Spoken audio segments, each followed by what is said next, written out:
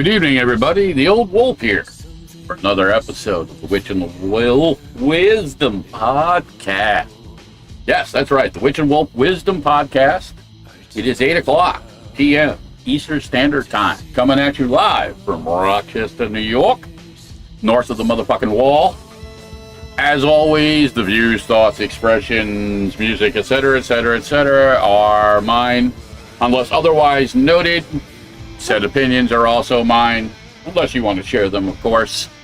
Sometimes they're my opinions. We try and, maintain the dynamics that the world says, hey, we don't infringe on anybody else's fucking copyright stuff.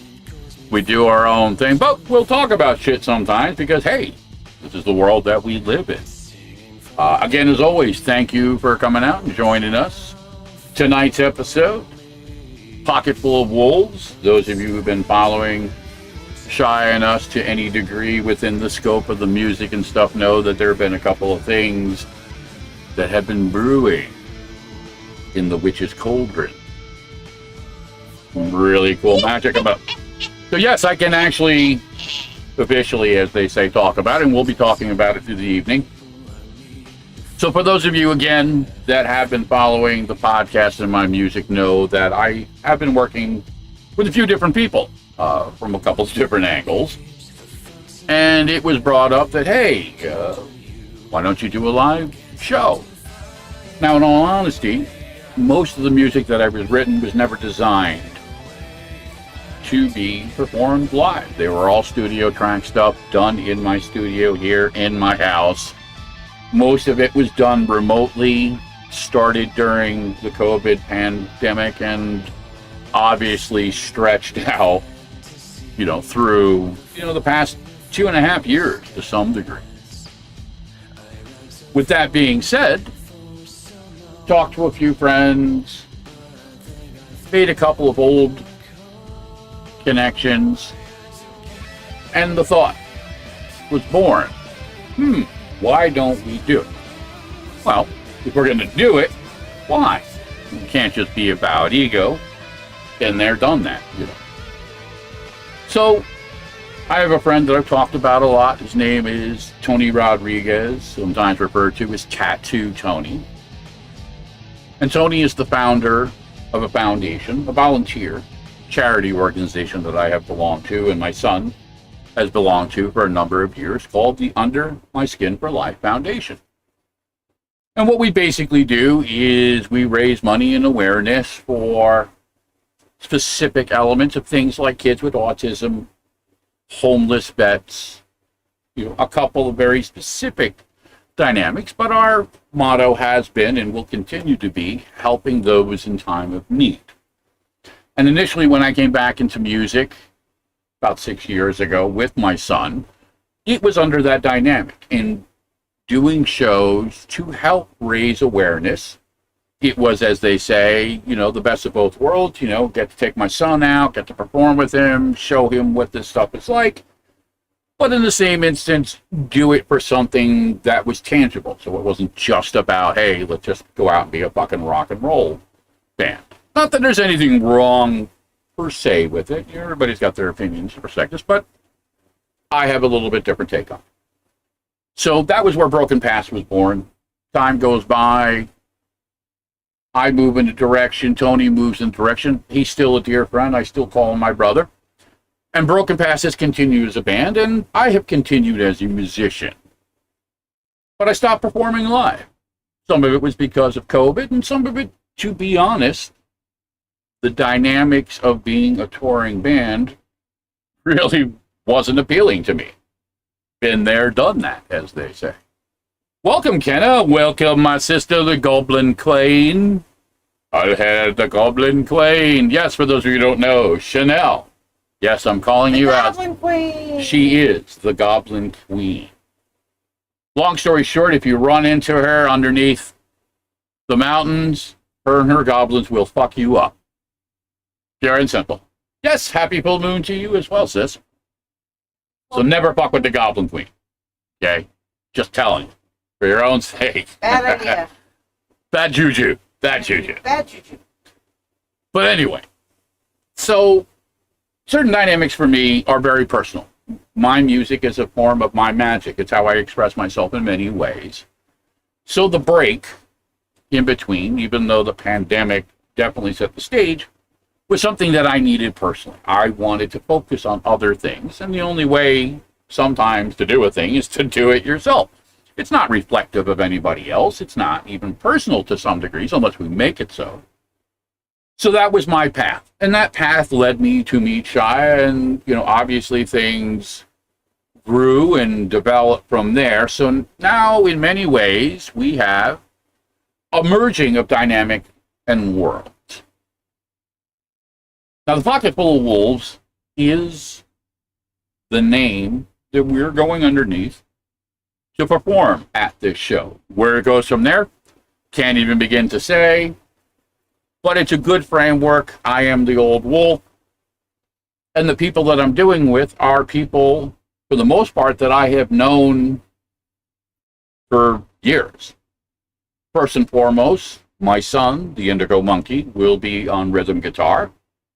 My brother, Greg Carr-Schumann, who I have spoken of and featured on here musically, will be playing bass and singing. And then there's Bruce, and Bruce is a friend of Greg's, and he's an incredible drummer. And he is now a friend of ours. And he's now a friend of ours as well, too. Good guy. So this, Good drummer. Greg and I kind of put this whole dynamic together. We had gotten together about almost a year ago at a friend's 60th birthday party and did a little impromptu acoustic set and reconnected. Now, I'll get more into the background history, between me and Greg, but we had discussed it, but the timing wasn't right. He had other things going on, I had some shit going on, so I continued working on my music. He was doing the stuff he was doing. Cut to the chase, about a month ago, these dynamics really fired in. Not even, a week ago, actually.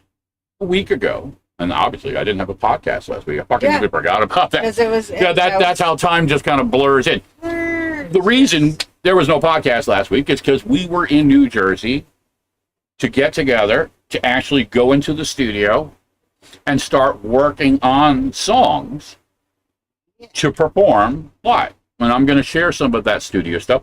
I'm a firm believer, don't get me wrong, polished, beautiful work is always great. But I believe that a lot of people appreciate, and it helps them to some degrees, to see the raw dynamics. That music just doesn't pop out of fucking thin air. That you actually have to put a little bit of work into it. But some things and some dynamics, when natural, are fucking incredible. And keep in mind, this was the first time that the four of us played together. And this was the first time that we played these songs together. Now, Greg and I have a history, but the stuff that we did a year ago was all cover stuff. We were doing like Grateful Dead and Pink Floyd, and it was for a birthday party. So it wasn't about our egos. We were like, hey, what music do you want us to play, man? It's your birthday party. So he's like, hey, I want a little Marshall Tucker. I want a little Pink Floyd. I want a little bit of this and Grateful Dead, da-da-da-da.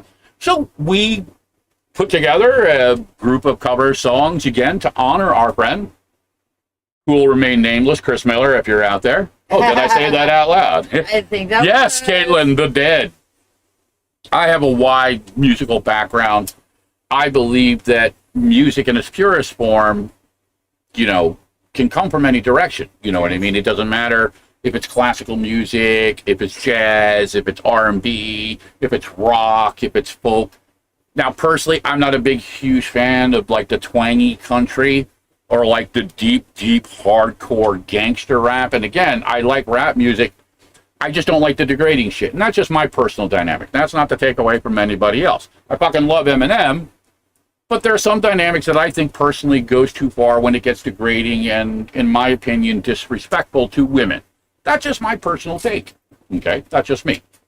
But again, there is a context that music can apply in many different forms, and we can share within that energy. So we did that, and we reconnected, and then we went back to our lives, and then we come back around again to the here and now. And I have to tell you, having not really played live in any dynamic now for over 3 years, it was like just getting plugged into the wall. It was just you fucking jazz energy boom, and it was really wild too, because again, obviously with my son is my son. I raised him, I taught him how to play guitar. So in many ways, I'm the tree, he's the fucking apple. So that's a real easy dynamic for me. I can do that with my fucking eyes closed. But there's also, the context degree. Okay, I've known Greg for 30 years. Greg was the best man at my wedding, okay? And he and I shared some dynamics way back in the day.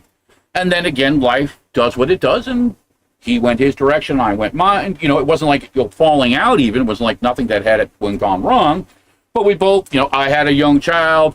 He ended up with 2 children. There were dynamics of life and this and that. And, sometimes you just got to do what you got to do. You got to focus on it. And we both focused on raising our children through good times and bad times. No pun intended. So having that all come back together for this, and, again, some of what I will share, I have an old picture from Greg and I from like the early 90s with us looking like a couple of fucking hippie motherfuckers in our acoustic guitars, and how that dynamic carried over to Chris's birthday party, and now the dynamic of now. See, the only difference between then and now, in my opinion, is y'all were on acoustics then and y'all are on electrics now. And I got a whole lot of fucking gray. Both of you. All kinds of gray, man. But listen, I wear it proudly. A lot of people say, hey, why don't you dye that shit? I'm like, listen, this is what it is. Yeah. I don't begrudge other people. I say this all the time. We all have to do what we have to do to feel good about ourselves.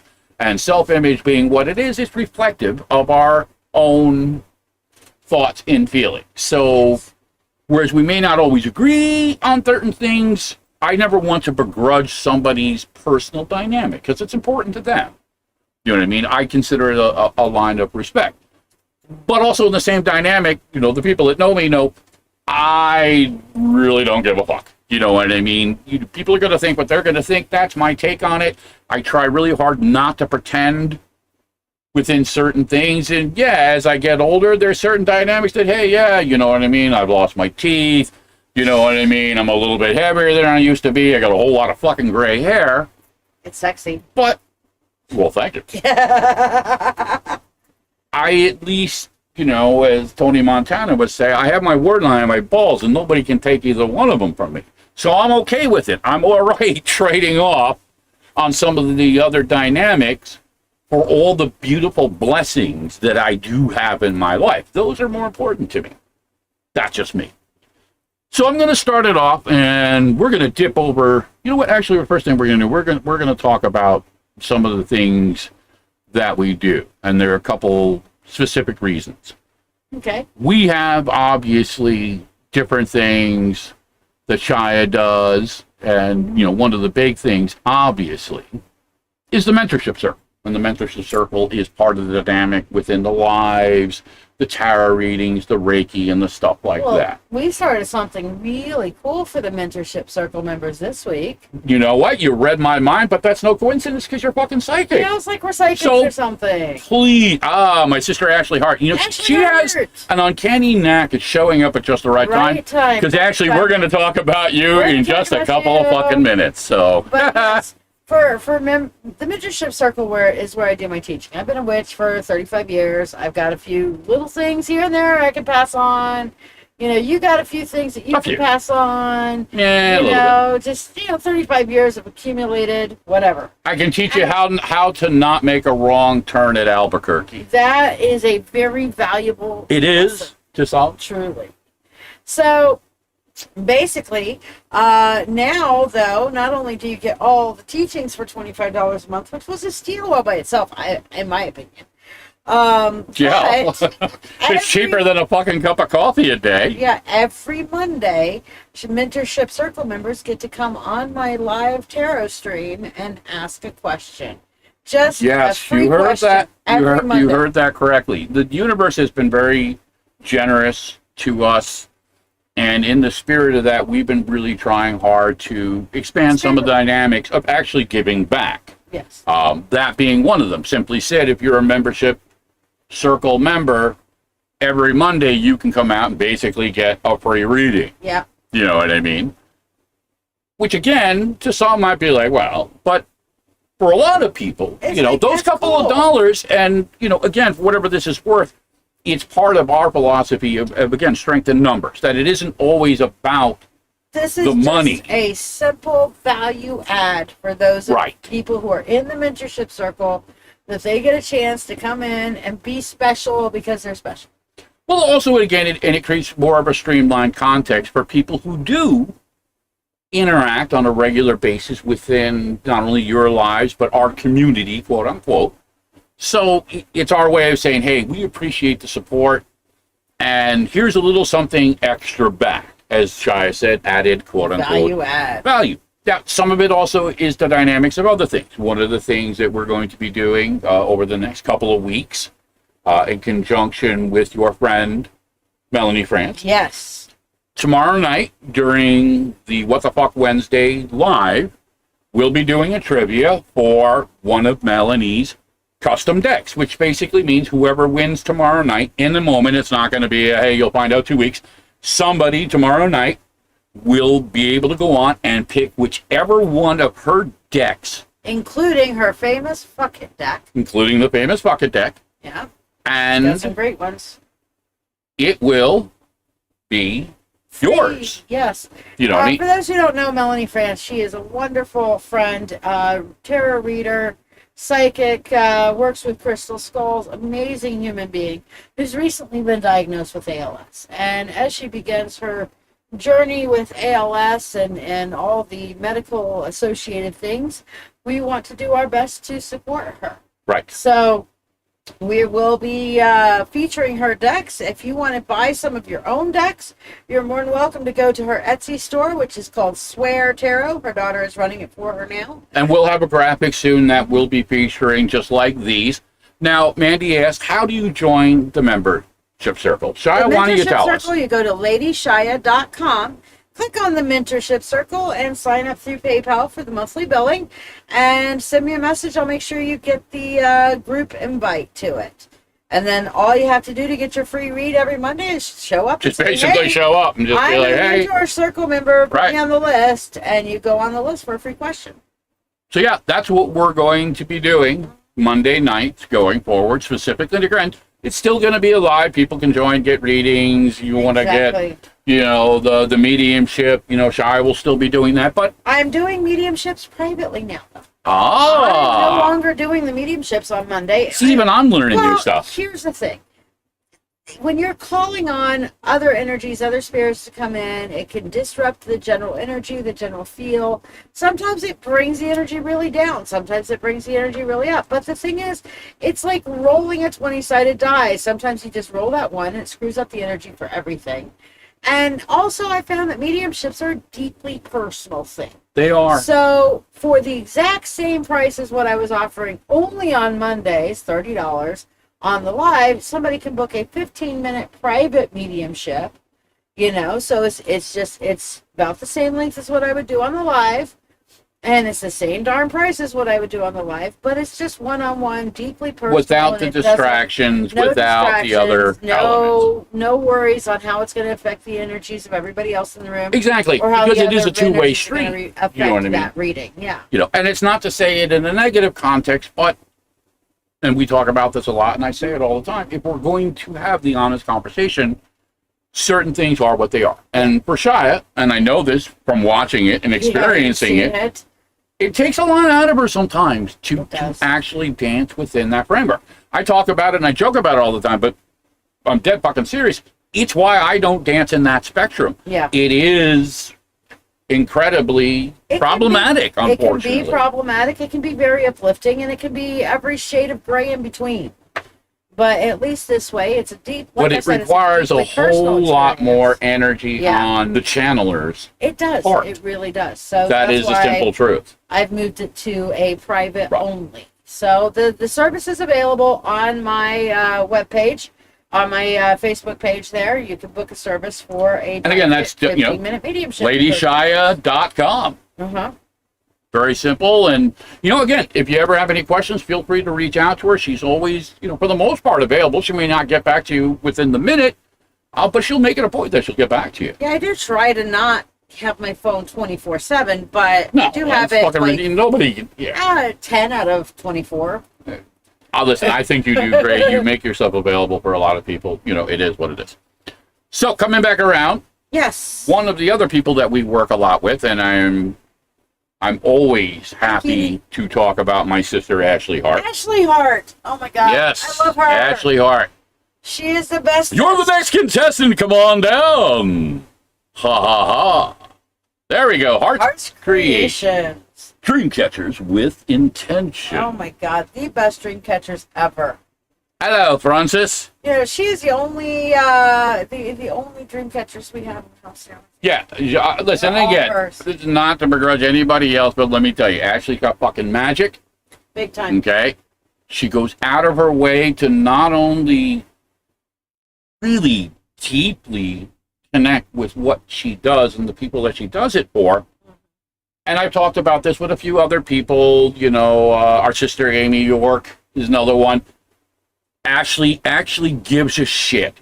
Yes. Okay? She actually cares about the people around her, even if you're not directly in her inner circle. She cares about the world that we all share, and she believes in the concept of hope, strength in numbers, love, you know, redemption.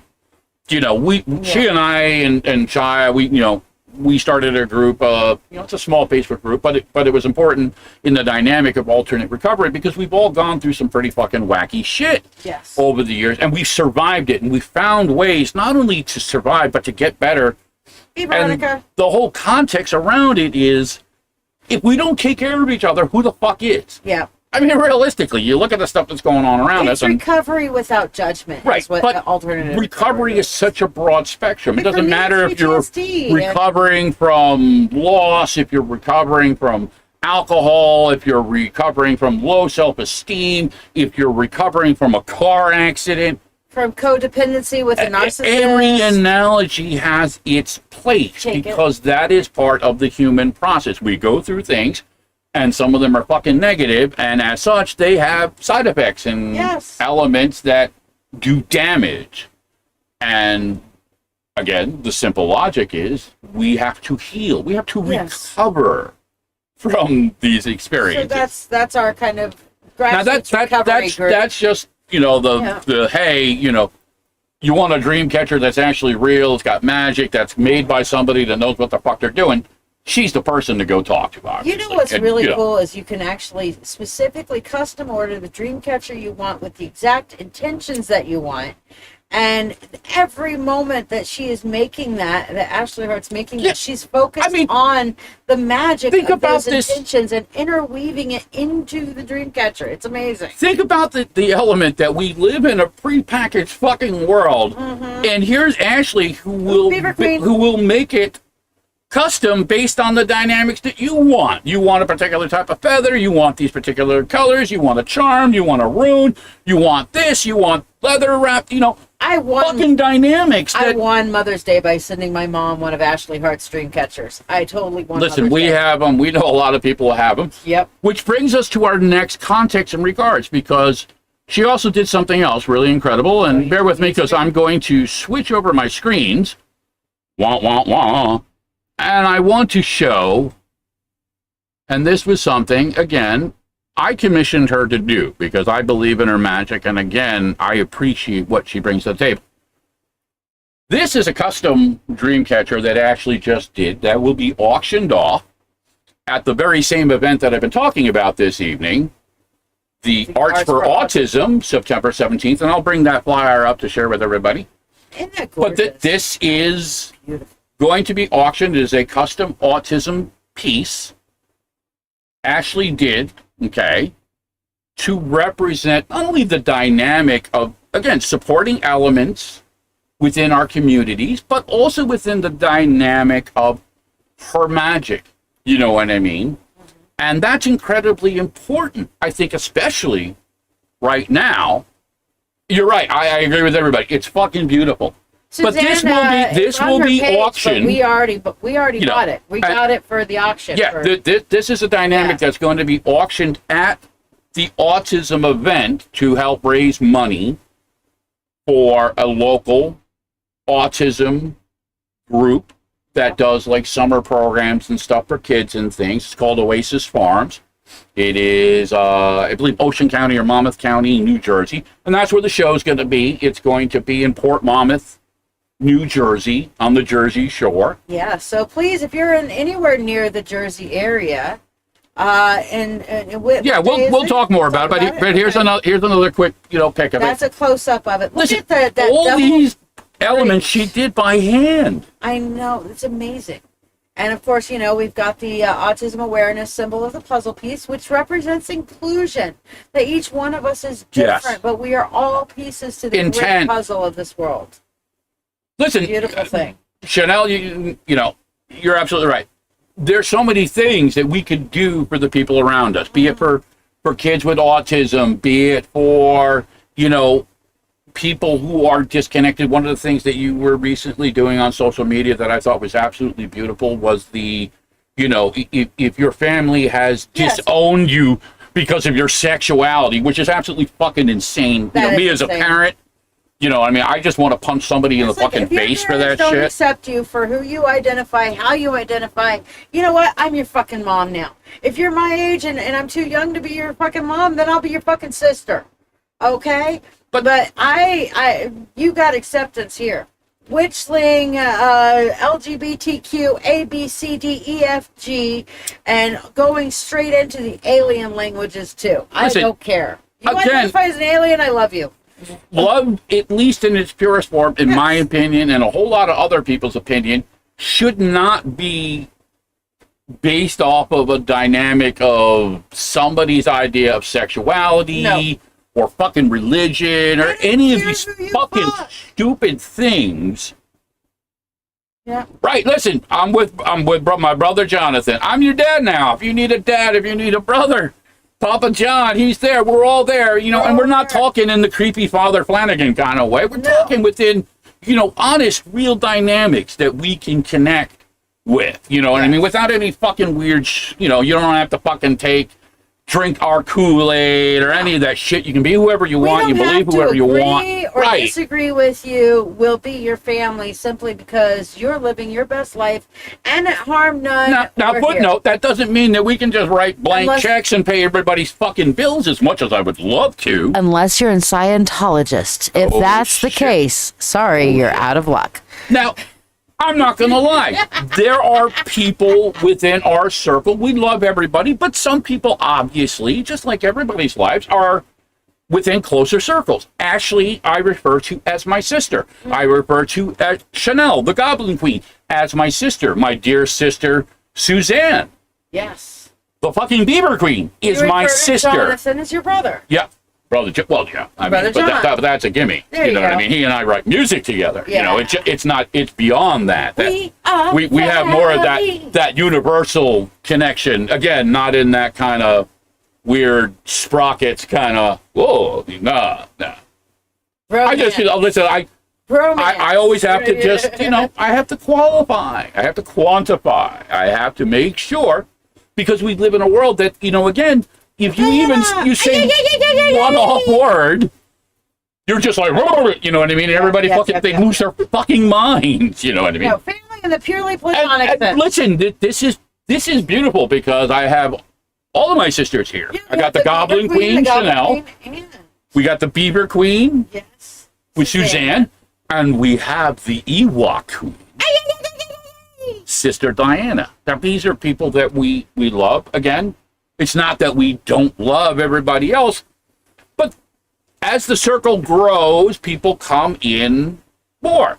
Yep. I love Shannon. I love Veronica. Hey, everybody here is welcome to be as involved as they choose to be. Yes. Within the dynamics that work for you. Yes. So we try and share these things. So speaking of this whole thing, we're like, all right, well, what the fuck going on? Yes. Here it is. The Under My Skin for Life Foundation, Arts for Autism, September 17th, 2022. It's going to be at the VFW Post 2179 in Port Monmouth. Until 10, Chanel. Yes, we're 10 usually. Ish. Once in a blue moon, I'll go a little bit later. But again, this is the event as it's just set up right now. It's going to be a bike run, and it's not like a Hell's Angels. Not that there's anything wrong with Hell's Angels, but I know sometimes they're stereotyped. Family-friendly, complete family-friendly. And I want to say this up front. I have friends who are Hell's Angels, and they're good people, okay? But this is not this exclusive to stereotyping dynamic that it happens to everybody. It happens to bikers. It happens to police officers. It happens to lawyers. Some things, like Shiya says, if you're a fucking Scientologist, fuck you. You don't count anyway. But hey, and everybody else, 99.9% of the rest of us, you know what I mean? It's a dynamic. Yep. So we're going to have a bike run. We're going to have vendors with, food and, different types of things. We're going to have music. We're going to have raffles and auctions. We're going to have Gene Snitsky. And for any of you who followed the WWE wrestling back in the day, Gene was a wrestler, as was Samoa Inoue, who, again, are part of my brother Tony's extended family. These guys have supported and made it a point over many, many, many, many years to support the dynamics of what we do. So they're going to have live wrestling. The kids love the wrestling. Okay? Yeah, they do. And listen, these guys don't do this entire event is family friendly. Right. It's all family friendly, so it's not going to be like the lesbian panty matches or any of that fucked up shit. Okay, I'm sorry. If you're looking for that kind of action, fucking Pornhub is free. Okay, this is again, it's family friendly. It isn't Sesame Street family, but we make it a point. It's rock family. Well, again, a lot of the children that come, just different degrees, Veronica, have some elements, be it, from autism or whatever. We try to the best of our ability to make it inclusive. So we have music here, music there. You know what I mean? We have the dynamics. Jose Hernandez Jr., who's an actor. Again, those of you who maybe saw an HBO series back in the day called Oz. Jose was an actor on that series. He's a great fucking guy. We are doing this in conjunction with the local rock station, which is the RAT. 2022. WRAT. Shannon, thank you. We can put you in touch with some people if you'd like to do something. That's always great. We're not quite at that point yet, but we will be at that point. And Veronica, listen, if you live in Jackson, it's a free event. Okay, yes. Here's the other thing. This is a free event. Now, the food isn't free. You have to buy food if you want to buy food there. And if you want to buy like a T-shirt or if you want to get in on the auction or the raffle, yes, those cost money. If you want that really cool dream catcher from Ashley Hart, and I guarantee you a lot of people are going to be bidding on that fucking thing. But we usually have a bunch of different things. Sometimes, again, it's signed memorabilia stuff from different bands, from actors, to give you a couple analogies. It's in Jackson, New Jersey. Well, it's right outside of Jackson, New Jersey. Yeah, at the Moose Lodge there. Well, no, it's not a Moose Lodge. It's Jackson Moose Lodge. No, that's where the bike run starts. Oh, that's where the bike run starts. This is the part where the witch shuts her mouth and... I was reading that. Yeah, well, but you're not reading it correctly.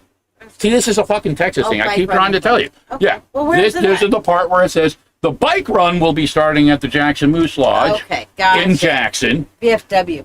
Right. And that will run back to the actual event over in Port Monmouth. And anybody that knows that area, the VFW post is one of the biggest ones in New Jersey. The place is fucking huge.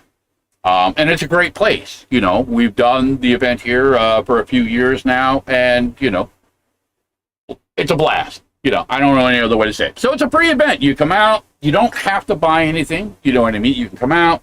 You can enjoy the wrestling. You can enjoy the music.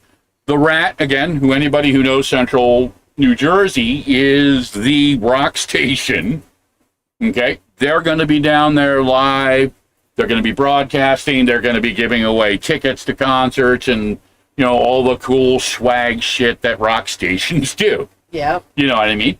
And they're going to be bands, live music. It's going to be the Knuckleheads. It's going to be Mark Meyer, Elliot Mayer, Solis Borges, the Blue Red Roses. Hey, who's that Pocketful of Wolves?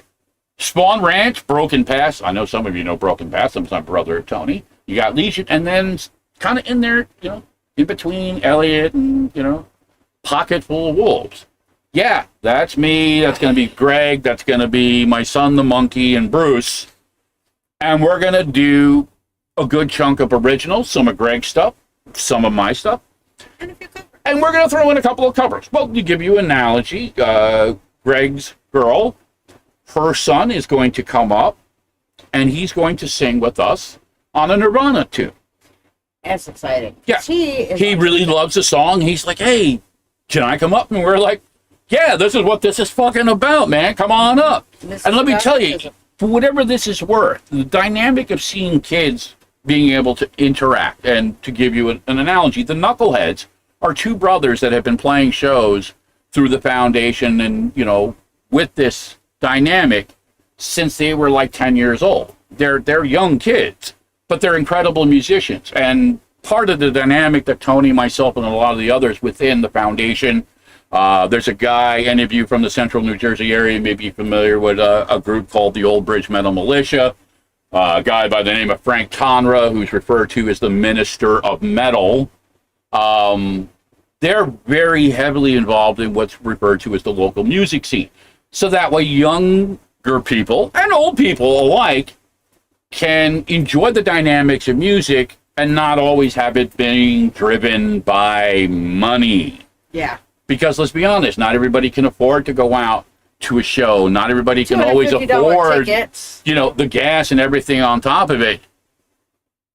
Oh, Brother John, we'll definitely get together. I apologize if I'm not responding. Probably not for this show, but there's going to be dynamics of other things coming down the pike.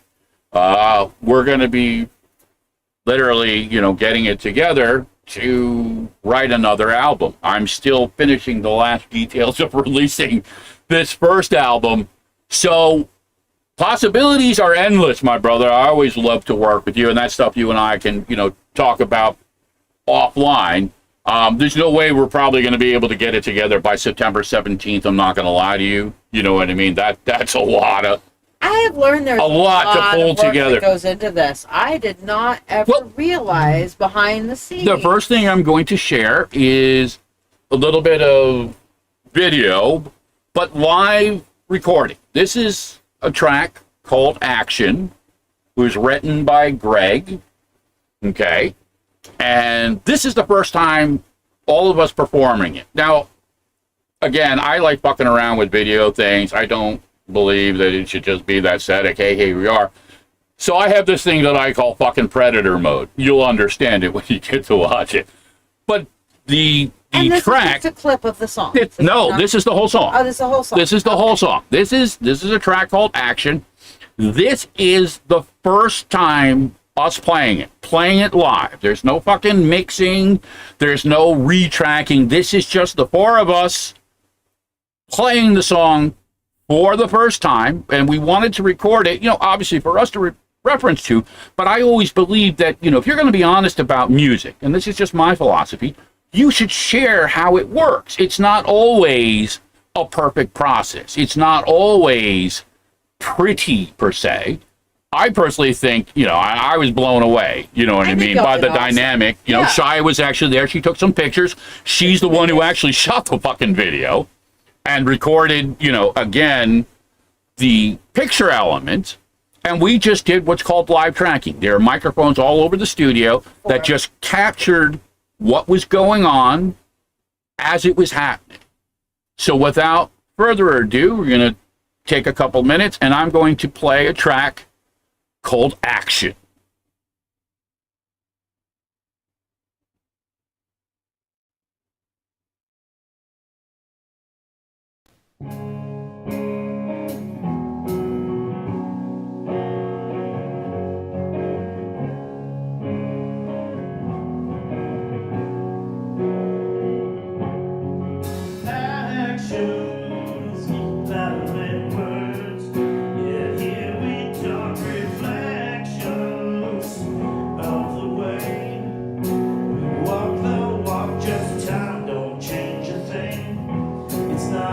Say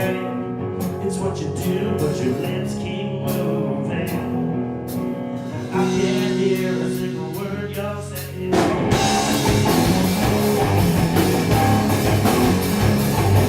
Go!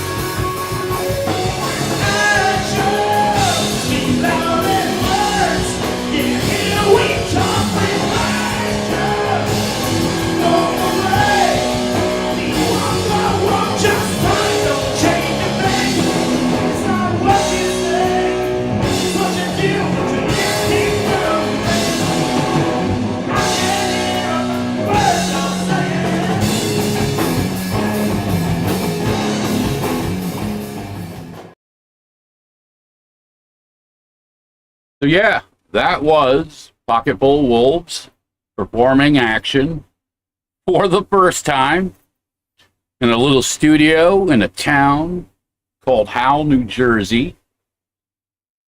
The place, the Jam Room. Yes, it's an actual fucking studio called the Jam Room. Been around for many, many years. It's kind of a Central Jersey staple. And it has personal dynamic for both me and Greg, because Greg and I have worked in this studio many times back in the day. As I mentioned earlier, Greg and I go back a long fucking time. You know what I mean? We have, danced many different elements of things in life between our children, music, love, loss, recovery, you name it. We've danced it. And certain things, again, they come around. This is Greg and me last year at my brother Chris Miller's for his 60th birthday party. Okay. Now, again, you can see we got a lot of fucking gray hair. we still do our thing. This is Greg and me back in the early 90s. I love that. And both of us on fucking acoustic guitars, you know what I mean? There are certain dynamics of things, you know what I mean? We joke about it. You say, you know, you can take the girl out of Texas, but you can't take the Texas out of the girl. Nope. When you have music in your blood, it just is what it is. Yep. Now, again, this is me, obviously, without the fucking gray. And the gentleman to my right, lurking above me, is my kid brother, Will. But you can see, you know, we're just, you know, a bunch of rock and roll kind of people, and we always were. You know what I mean? Now, granted, this was the dynamic right before my son was born. Greg had his daughter, Veronica. I believe at the time she was 2 years old. You know what I mean? And, you know, we tried to the best of our ability to enjoy the music in a family-friendly context. In other words, we weren't out playing shows and stuff. This is our backyard. Yeah. What you can't see in the rest of the picture is the fire pit where we would barbecue. And we would just basically interact as family. You know what I mean? And it wasn't about anything more than, you know, hey, let's crack out the guitars, let's sing a song. You know, as corny as hokey as it sounds, you know, sitting around the campfire playing a goddamn song. Now, granted, we were playing, you know, we were playing like Led Zeppelin or the Grateful Dead or, you know, any number of things that spoke to us in a moment.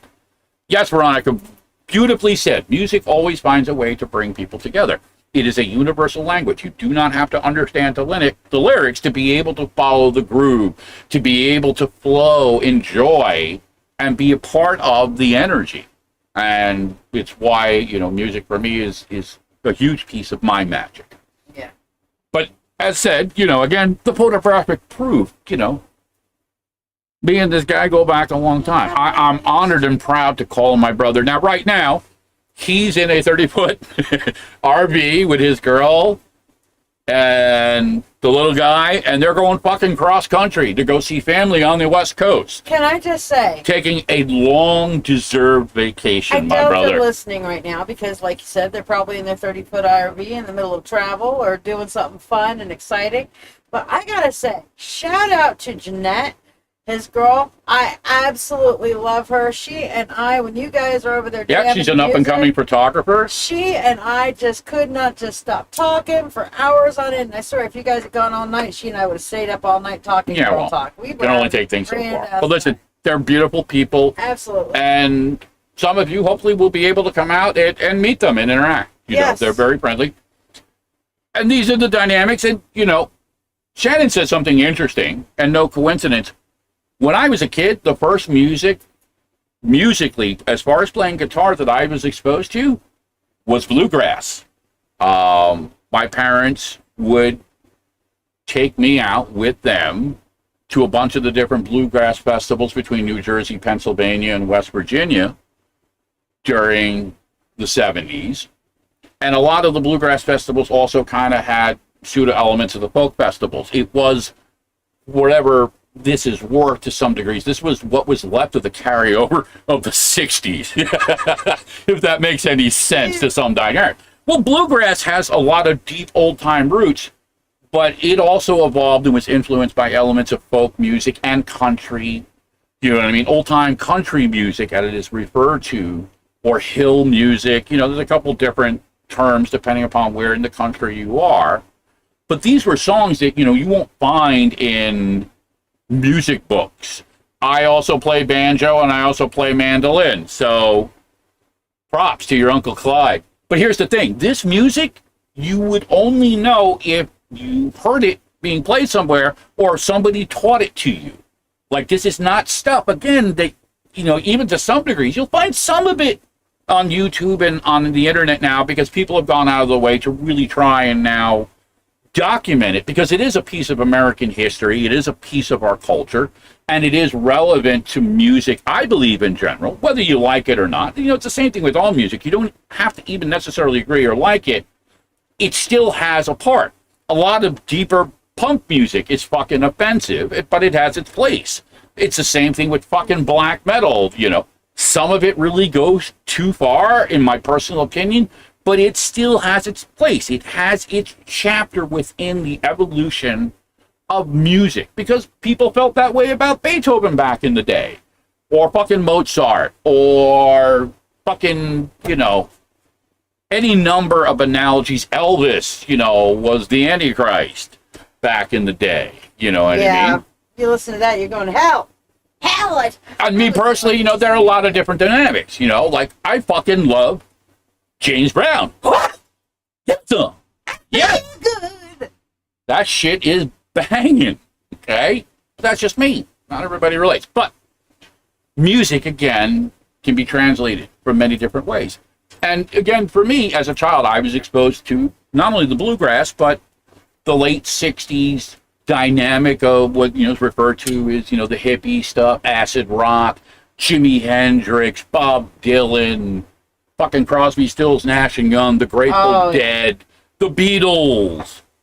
And then came Led Zeppelin. Now, if you notice, as I'm sitting there with the cigarette, my shades on, the tattoo on my arm, which is the same fucking one, obviously, it's been expanded on It's over the years. I looked at that. That's fucking the Swan Song. That is the Led Zeppelin fucking logo on my arm, because when I was younger, one of the first performing bands that I played in was a band called Physical Graffiti, which was a Led Zeppelin cover band. That's the part I played when I was younger, was fucking Jimmy Page. So I learned Zeppelin out the ass. Yep. Out the ass. Which is ironic now, because people ask me to play Zeppelin and they wonder why I have a seizure. I just so like, oh, I love Zeppelin, but I can't. I just like, you know, there's traumas that go in there. And there's a running joke with guitar players. Never ask a fucking guitar player to play Stairway to Heaven or Freebird, okay? Now, Stairway to Heaven, that's inside information. Yeah. Freebird thing. Yeah, because it just yeah, I can see that. They're great music. Don't get me wrong, but like a lot of things, y'all have played it gets burnt out, you know. Yep. And you understand like why a guy like Robert Plant, you know, when people say, well, why don't you get back together and, you know, do a Led Zeppelin tour? It doesn't matter that, you know, John Bonham's dead. You know, use a sun, use CGI. The Rolling Stones do it. And Robert Plant was like, I don't give a fuck what the Rolling Stones do. Right. He says he's not interested in living in the past. He's writing new music and performing different styles of music. And it's like, listen, it's not that he begrudges Led Zeppelin, but that was the past. That was a different world. He went through a whole life, lost a child, you know what I mean? Went through all types of insanity through the Led Zeppelin years. So, you know, me personally, I look at that and I don't blame the guy for not wanting to live in the past.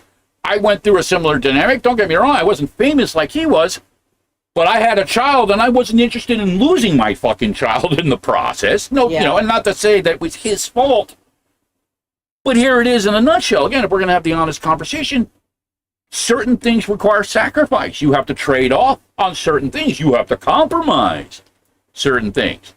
And that fucking dynamic I wasn't willing to do. You know, and you've got a wonderful monkey out of it. But listen, I'm blessed because now I can come full circle, okay? And no coincidence. And I just got to figure out which one of these is the correct one. So we're going to... Yes, there it is. Okay. Yeah. That's my kid. That's the monkey. He's got his Nintendo 64 shirt on. His fucking relic Washburn.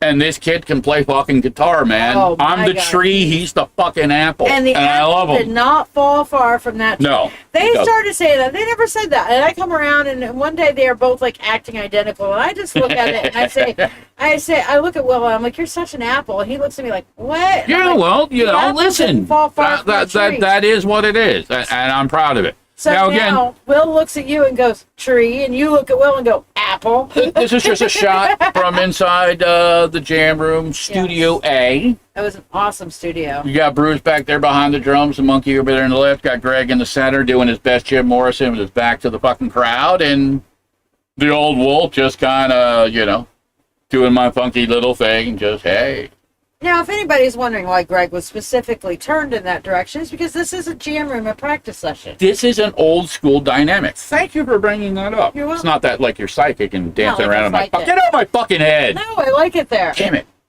Anyway. This is an old school dynamic. You can see right there. He's got an iPad in front of him. And we're all focused in on each other. Okay? Because as musicians, especially in the context of performing live, we have to be in sync together. Our energies have to combine. They have to flow together. And that particular dynamic, okay, requires us to focus on each other, to react to each other.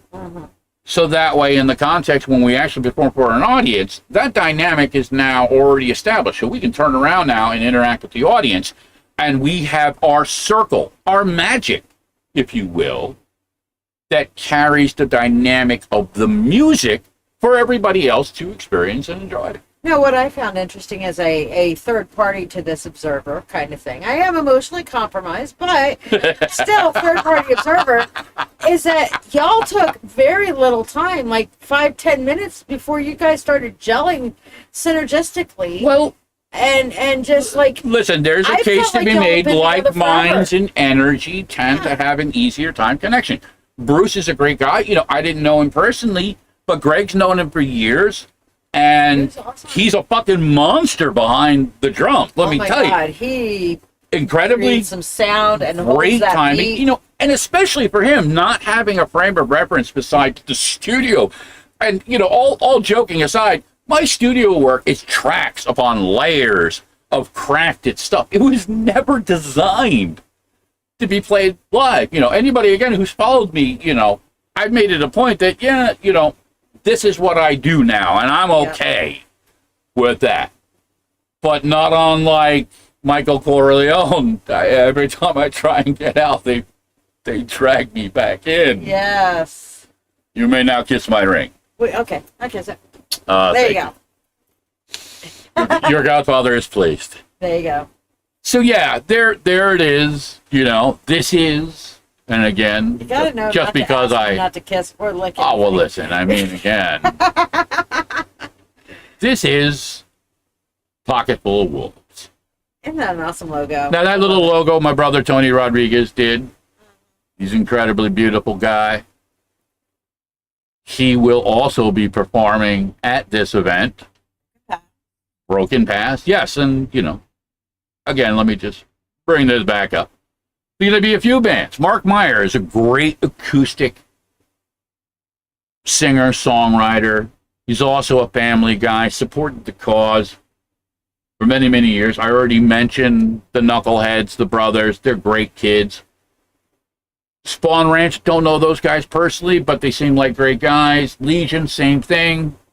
You know, anybody coming out to support this, as far as I'm concerned, has at least established a dynamic that they give a shit, because nobody fucking gets paid.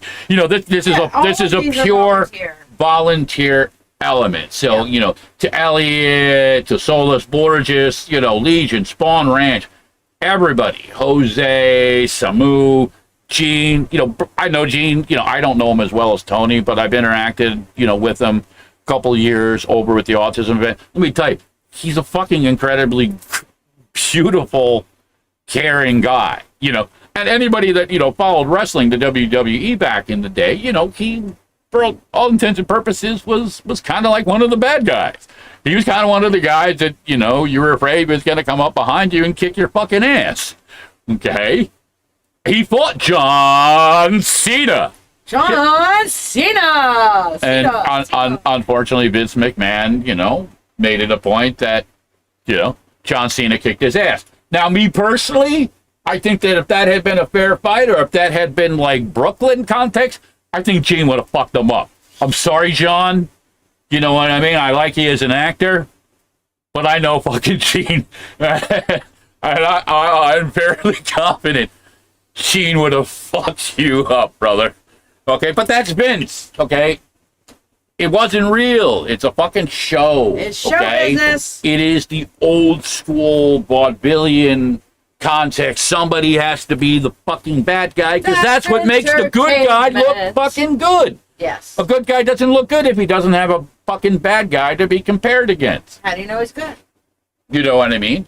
Sabu, listen, these guys, the same thing, you know. For a while there, they were just like these crazy tribal type of, oh my God, these islanders, they must be cannibals. Jesus Christ, are those human bones in their skin? What the fuck are those tattoos? You know what I mean? And then they became fucking heroes because real people looked at them and are just like, these guys are fucking cool, man.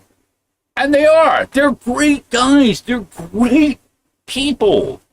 You know what I mean? Again, within the context of the arts, performing arts even, obviously not everything is what it appears to be, but we take those dynamics and we put them into a context, and in this case, the arts for autism, to try and do something to, you know, help people that need it, especially in the dynamic for things that, as you know, was mentioned earlier, that really don't get the type of weight that it deserves. You know what I mean? A lot of families struggle with this dynamic because we don't have good resources.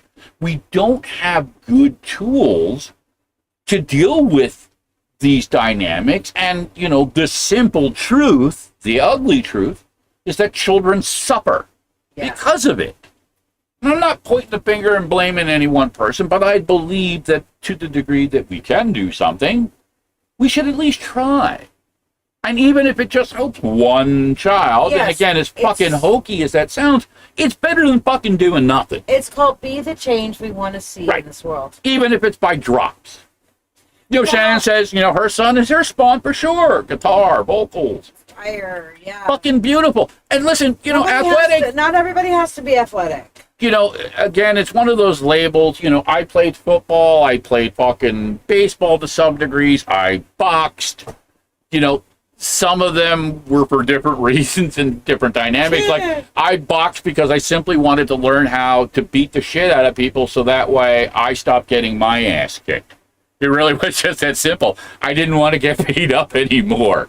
I had enough. I was just like, I don't like this. That's all. And, you know, that, you know, you can take the kid out of Brooklyn, but you can't take Brooklyn out of the kid, I guess.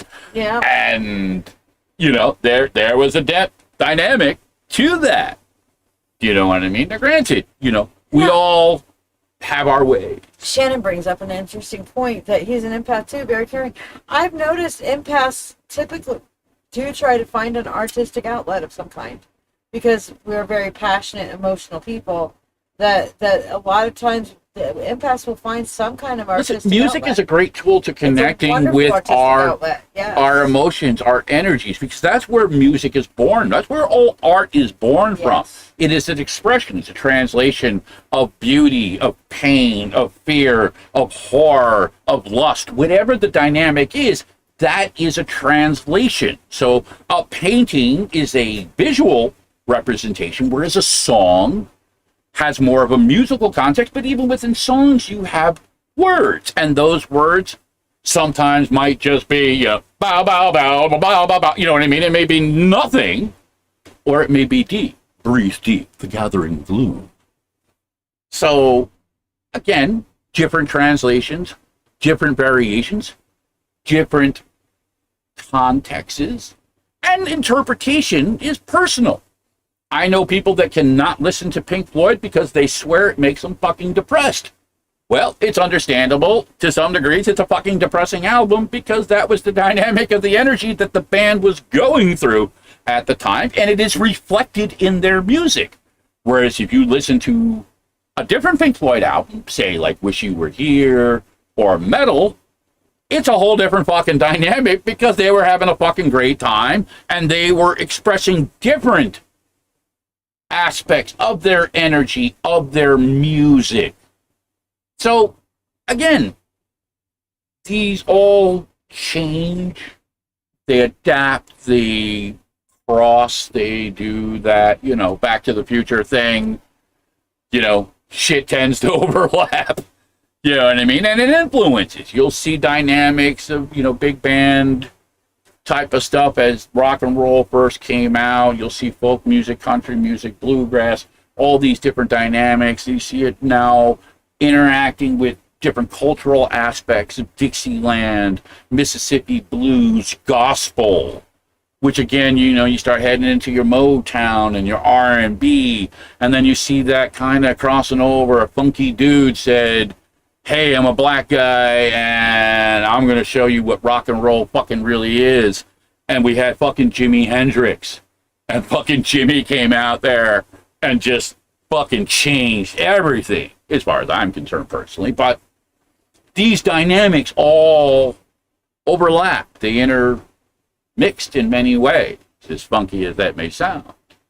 And from that, other things were born. Brother, you got to go do what you got to do. Thank you for joining me. You and I will hook up offline. You know what I mean? Talk about some of those dynamics that you mentioned. Go get that sleep. Sweet dreams. Not them funky dreams. And you, brother, because of the dynamics of your energy, you always got to be careful when you're dancing around in dreams.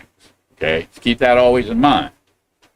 Don't jump down no fucking rabbit holes, man. Love you. So yes, the dynamics of music. They cross. They reflect. I believe, and it's part of why I continue to do this, they also are containers, if you will. They are the keepers of our past, of the beauty and the dynamics, the hope, the love. These dynamics that, to me are incredibly important. Much of what I do and have done is reflective of being a father, being a parent, being a man. And again, as crazy as it may sound, I see those dynamics as being interconnected. How we live defines who we are. You can teach a parrot. I say this all the time. It's the fucking Monty Python parrot skit. Fucking teach it to say anything. It doesn't mean anything. It has no frame of reference. It's the fucking HAL 9000. It's not real. It's an illusion. Tangible element. People actually do shit. That's what defines us. That's what says, hey, this is who the fuck I am, and this is, for whatever it's worth, a piece of me. And especially when you do it in the context, and, I do this in my teaching, and I know Shiya does it in hers as well, too. Many times, volunteering, giving of your time, of your resources, whatever degree, whatever context, is the most incredibly important personal dynamic therapy that we can do, because we step outside of ourselves. We learn elements of things like fucking humility. We step outside the everyday and make somebody else the focus, make somebody else more important, give of ourselves with nothing else in return but the simple knowledge and hopefully the good feeling that we've actually made a little bit of a difference for somebody in some reason, whatever it is. If it's making coffee at a fucking AA meeting, if it's volunteering once a month in a soup kitchen, if it's going out and, designing a custom fucking dream catcher for an autism event, or if it's going out and playing a show to try and get people together, say, hey, come on, have a good time, here's some music. Now, again, there's always the dynamic, and full disclosure, I want people to hear this music. It's why I wrote it. It's why Greg wrote it. I want people to experience that. So any dynamic, any opportunity in many ways that I have now, I'm trying to embrace more. Now, Shiya has helped me out with that dynamic because, again, the running joke was, I was a bear in hibernation, but I was just a wolf wrapped up in a really nice, comfortable bear blanket. You don't know a good sleep until you've slept in the freshly carved corpse of a Wookiee. Yes, I went there. I did. Obviously, skinning is a thing, PETA. Where else would we get our clothing? We need those leather jerkins to protect ourselves. Yes, I'm being facetious. I'm being an asshole. Sorry, PETA. It was cheap. I know it. I don't know it. Listen, again, anybody who knows me knows that sometimes, and this is what I refer to as my George Carlin dynamic, I'll just say whatever the fuck comes into my head. Okay? And I have a cast of animated characters that live in my head, rent-free, and have for many years now.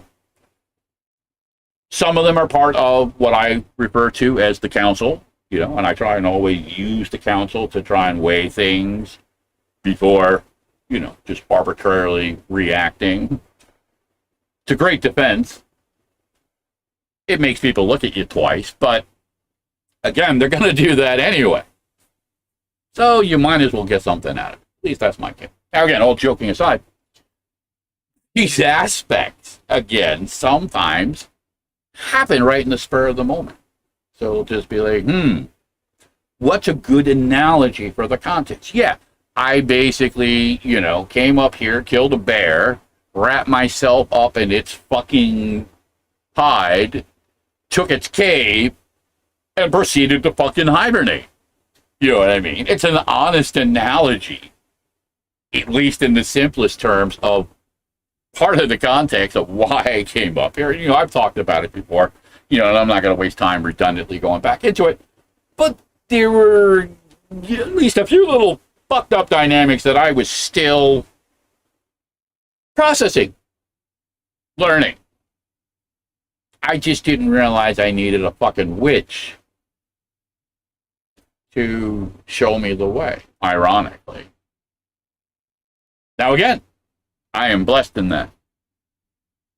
She and I spent a good part of the day out on our little drive to the reservation adventure. We talked about all kinds of things, as we are inclined to do. And it's an incredible thing because she gets it. And not only does she get it, she's part of it. That video footage that you saw, she shot. Now, granted, I ran it through my fucking filters and did the predator mode type of thing, because that's what I fucking do. But she's there for every step of the way. You know what I mean? Taking pictures. Hey, you need some water.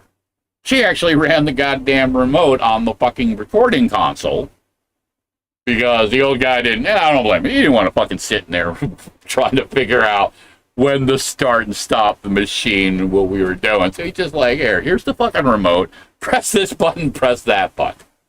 So that's what Shiya did, on top of, you know, taking pictures and just, you know, and I can't tell you, and I'm going to do a podcast on this alone at some point in the near future. It was a working vacation, but let me tell you, we had a blast. We stayed in Atlantic City because it was the fucking cheapest place that we could stay that wasn't a shithole. Believe it or not, as insane as this sounds right now in the state of the world. So that's what we did, and we had a fucking blast, the three of us, as a family. I made fun of the fact that sometimes casinos could be the biggest energy suck. Holy shit, I'm not a gambler, man. Let me tell you, it's been a long time. I've worked with casinos. You know, I worked with casinos in that analogy from events, you know, entertainment shows and stuff like that. But I'd never been a gambler. My son had never been in a fucking casino before, so it's like, all right, yeah, we'll check it out. Oh my fucking God, Night of the Living Dead. Listen, I don't begrudge people that, you know, if this is all you have, I guess it's better than nothing.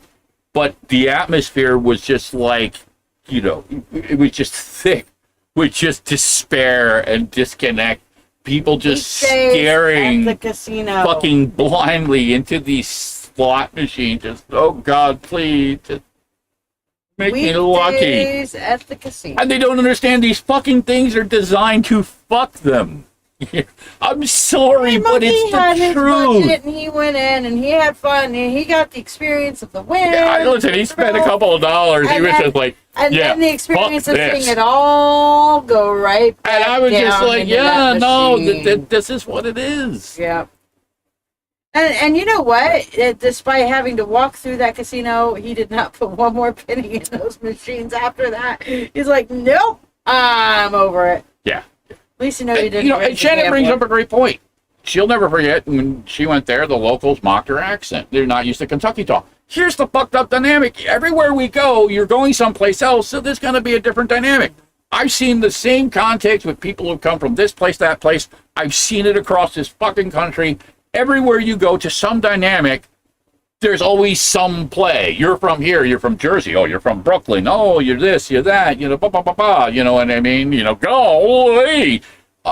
It is what, you know, again. Life is like a box of chocolate. I, as most of you know, and those of you who don't, are now going to learn, I, again, channel the energy and the spirit of a man named George Carlin. Yes, that's right. I do. And his philosophy simply was, fuck it. Okay. Okay? Make it into comedy, even if it's fucking dark comedy. Who the fuck cares anyway? Everybody's going to do what they're going to do anyway. They're going to think what they're fucking going to think. You might as well change the dynamic rather than getting fucked by it or made to feel less than or fucking this, that, and the other thing. Fuck them. If they don't get it, so what? You get it. You get the humor. You get to laugh and just be like, ha ha. Then there's my southern approach to things. Well, bless their... That's a fancy way of saying, fuck them. I'm going to take two different analogies because, again, I've done voices for many years, not only for radio, but as a dynamic of interacting with my son when he was younger and his friends, of dealing with children. And it's part of where my cast of characters in my head, as I refer to them, come from. The council. But they're two different dynamics. There's Val Kilmer. I'm your Huckleberry. All right. Which is really like, it's just, you know. You'll be there. It's a cowboy. It's a Brooklyn thing, but it's cowboy. Yep. Okay. And, you know, those of you, you know, Val Kilmer from his portrayal of Doc Holliday. And then there's Dennis Quaid. Dear. You can all kiss my rebel dick. Like, which I thought was a great fucking line. Ocean in City. a great fucking scene for, again, an iconic American story, which I don't even know how we ended up on this fucking off-beaten path, but, you know, hey. I think we were on the Kentucky style. Listen, if the Spurs fit, fuck it. Yep. But yes, we're all different somewhere. You know what I mean? And that's a simple dynamic. So have fun with it. You know, Robin Williams was notorious for that as well, too. He would just take the most fucking inane shit and just be like, blah! Big dogs landing on my face. Hey, hey. You know what I mean? And those dynamics of comedy are incredibly powerful. Yeah. They can heal. They can also hurt when they're obviously done in a vindictive or a fucked up kind of way. And yes, you can make a case that, well, you know, interpretation. What's funny to you may be offensive to me. Yeah, I get that. That's fine. But you don't have to listen. You know, again, here's the beautiful dynamic, at least within, for today, the framework of where I live within the United States. I'm proud to be American. I don't mean that to be a shot at anybody else. I don't think I'm better than anybody else. But I am proud of the dynamic of what we've tried to do. Granted, it doesn't always fucking work. But most of us really do try to have what is referred to as a democratic system, a system of laws, a system of basic elements that say, hey, we're supposed to all be created equal. Now, is that actually playing out in a lot of ways? Yeah, fucking no. Not really. But again, I'm not going to spin those debates. Those are debates for other nights. But, you know, and again, the simplest thing, we should be able to love each other. Yeah. You know what I mean? Really simply should. So what I like is your song. One of the things that Pocketful of Wolves is going to be doing, which is, you know, if people don't like, and what we're doing, they want to talk about us behind our back. You know what? They can keep on talking. I don't give a shit. So I will do a quick clip before we run out of time. Speaking on that, and thank you for the segue. You're welcome. This is the first actual performance live of a track that I wrote called Keep On Talking, which is very much the dynamic that Shiya is talking about, which was part of the dynamic when the song was written, at least within the framework of the words. And I think the energy also counts. I call it my boundaries anthem. Right. I call this my boundaries anthem. This is one of those things like, hey, I am being true to me. I am being true to myself. I have developed myself to the point at which I am comfortable with myself. And if you want to talk about it, you can keep on talking because I'm me. Now, here's an interesting little dynamic that those of you, again, who get to hear this is not something that's going to be out there publicly. So it's kind of like you're here, you get to hear it. Yay. It will probably maybe come out in another podcast or two, but it'll probably never see the light of fucking day again. This, again, is the first time we perform the song as a group. And as we're performing it, Greg is calling out literally cues in regards to verse, chorus, bridge elements. Oh, you're letting them get into yeah. This is how music actually really fucking happens. Nice. This is like what I would refer to as like the Beatles outtake.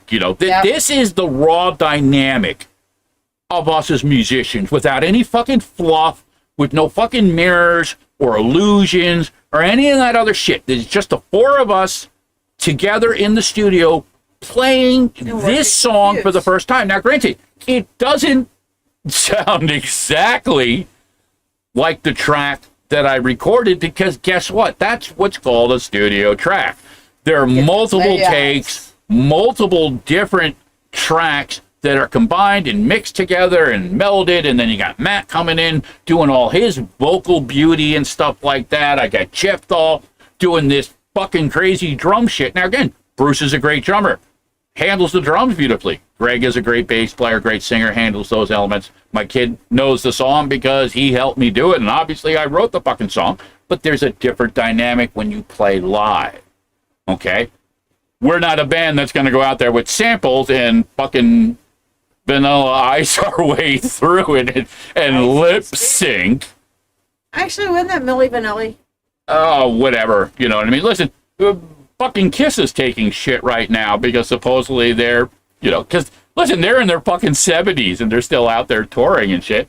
And, supposedly they're using pre-recorded stuff because they can't do it like they used to, and people pay, hundreds of dollars to see them in concert. They want to hear fucking Kiss. They don't want to hear a bunch of old people that don't sound like Kiss. So it's a double-edged sword. They're trying to make a buck, but they're still trying to be who they are. They're trying to live the life. I don't begrudge them it, but personally as a musician, if you can't perform, you shouldn't be out there. Okay? If you just want people to hear your music, just put a fucking DJ out there, or you be the DJ, but don't pretend. It's not fair to people. It's dishonest, in my humble opinion. I got nothing against Kiss. I got nothing against these guys. I get it. Just be fucking honest about it. People want honesty. They're tired of being bullshitted. Yeah. Yeah, so, Sister Suzanne, yes, you're absolutely right. There are fucking so many examples of these fucking clowns as far as I'm concerned. And again, I don't mean that to take away from anybody's living, but if you can't do what it is that you say you do, it's the dead parrot routine. Again, don't do it. It's either a duck or it's not. Fuck you. You know what I mean? I'd rather lick beaver, asshole. That's out. That's honest. That's real. And it's vanilla. It's delicious. Yes, yummy. So, with further ado, this is just a pure audio track. It's not been fucking touched or mixed or any of that fucking shit. There's no video with it. So, again, I'm just going to leave the Arts for Autism thing up there. But this is the first time playing Keep On Talking. And this is it live. So, here it is.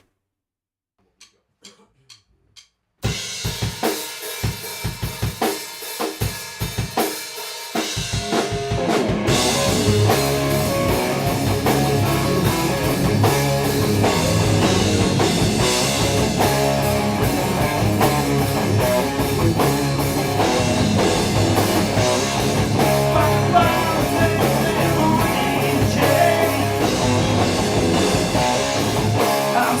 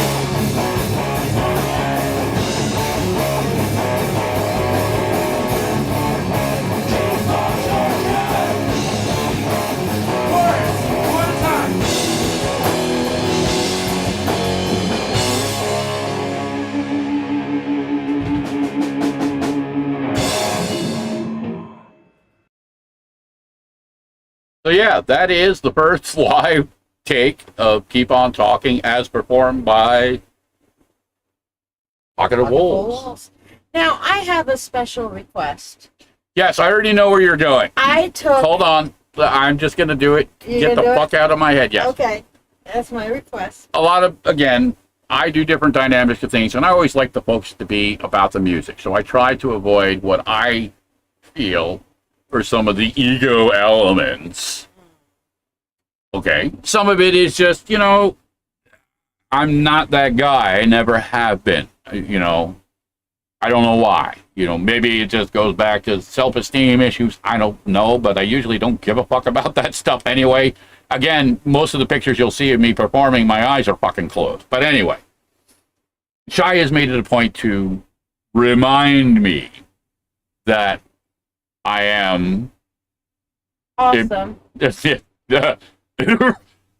Hold on, I need a drink to get the taste of file. I'm trying to remind you that people actually enjoy seeing you, knowing who you are. They view you how they view you. Terrible bullshit. Sorry, and I happen to think you're a sexy ass wolf. Okay, my sexy ass wolf. Real. So I took a damn good picture of you. I'm not afraid of dying. If you want, why should I be? Yeah, I took a damn good picture of you. All right, so yes. I just got to, you know, my so professional what I basically have to do, I'm going to do it because it accomplishes a couple things. Because usually I'm just a fucking voice in the ether and like, well, you know, maybe you're fucking the HAL 9000. No, I am who I am, fucking monster that I am. I feel like a monster. Did I go there? Did that come out? Yeah, it actually happened. There, but you know what? That's the monkey's fault. Monkey put that fucking song. I'm gonna blame him. Click the photo. All right. Yes. Jesus. There he is. Yes. There he is. That's me. Any kid. Yes, I actually do sing sometimes, and I will be singing at this show. Mm-hmm. But yeah, I am the fucking old wolf. That's my sexy wolf. Ow. Ow. Listen, we're a power couple. Thank you, Veronica. Yes. Listen, you know, I can't emphasize enough. All joking aside, this woman she's my girl. And you're my girl. My God, he never. We go together like peas and carrots. Yep, never ceases to amaze me. So yeah, she did a little bit of her photography magic with it, just to honestly, emphasize it's just a and some adjustments, like words that I don't even know what the fuck means. But you know, the little black around the edges there to okay. focus the center picture. It made but this is my a little deeper. Those of you that know me outside the scope of the podcast, this is my Facebook profile picture because I thought it was really cool. And I was like, all right, I have to do this. I can't just hide in the goddamn shadows all the time as much as I like to. I'm a fucking wolf. I listen.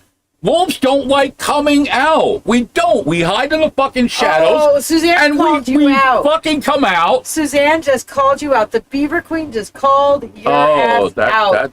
She says, "Stop being self-conscious, Wolfie." How can you tell me? No, to stop listen, doing that I if you don't can't want to teach feed. what you preach? I don't want to feed that wolf. It's an ego thing. I love that shirt. Yes, too. that's One of my faves. my Maryland shirt. Yeah, but it's like that Dios de los Muertos kind of morbid, Yes. kind of. Yeah, I'm a dark beauty. wolf. I love that You know. shirt. I absolutely. I'm a loving wolf, but I dance both ends of the spectrum. I believe they are flip sides of the coin. You and I've talked about this numerous different occasions. If you do not have a So enough of that. shadow, Yeah, I don't want to. it's because you're not standing in the light, right? That's a cute picture. Wow. Aww. Hey, we'll go. Hey, No. this is going to actually go into production. I'm going to have Tony make these. Okay, this is happening. Okay, and for those of you that can't or just listening to the podcast, I will describe to you. It's basically a beaver, Waving. a happy wave. Hey, how you doing? The bubble caption: if you blow smoke up someone's ass, don't be surprised when they shit in your mouth. There you go. This is kind of me and Jonathan's testament to the whole beaver asshole thing, but with the added dynamic of, listen, let's be honest. We all know people who talk way too much shit that will bullshit you, that will blow smoke up your ass to get your money so they can get in your pants.